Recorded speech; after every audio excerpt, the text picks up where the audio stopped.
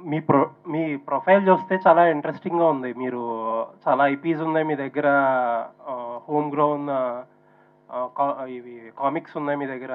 And you are into చాలా children entertainment channels కూడా run చేశారు.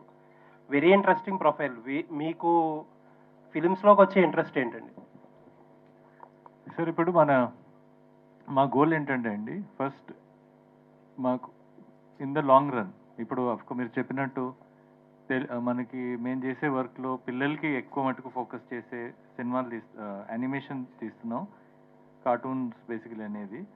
అది మేము ఎక్కువ మటుకు అవి ఫోకస్ చేసి లాస్ట్ 20 yearsకి అవే చేస్తున్నాం.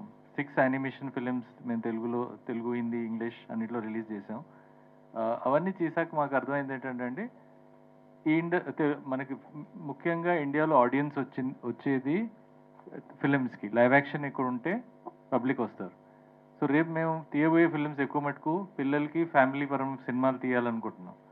అది తీయాలంటే ఫస్ట్ ఇలాంటి సినిమా తీస్తే మాకు కూడా ఇండస్ట్రీ గురించి అర్థమవుతుంది. ఎక్కువ మటుకు టుడే ఆడియన్స్కి ప్రిఫరెన్స్ ఏంటి, youth audience, main cinema going audience అనే ఏజ్ గ్రూప్ 18 to 40. ఈ ఏజ్ గ్రూప్లో ఎలాంటి సినిమాలు చూస్తున్నాం ఇవన్నీ రీసెర్చ్ చేసి వి ఫెల్ట్ ఇలాంటి జానర్ విల్ బి బెస్ట్. యాక్చువల్‌గా టెలివిజన్ స్పేస్‌లో మీరున్న సెగ్మెంట్‌లో అసల కాంపిటీషన్ చాలా తక్కువ. యూనిక్ స్పేస్ అది. కాంపిటీషన్ తక్కువ గదా! అలాంటిది ఈ ఫిలిమ్స్‌లో అంటే ఇట్స్ వెరీ రిస్కీ బిజినెస్. దీంట్లోకి రావడానికి కారణం ఏంటి? సార్ ఫిల్మ్స్ కన్నా యానిమేషన్ ఇంకా రిస్కీ బిజినెస్. అవునా? అది ఎందుకంటే యానిమేషన్లో ఆల్మోస్ట్ మా ఆఫీస్లో 700 మంది పనిచేస్తున్నారండి. ఎనీథింగ్ ప్లాన్ అటు ఇటు అయితే 700 మంది ఫ్యూచర్ మీద డిపెండ్ అయ్యే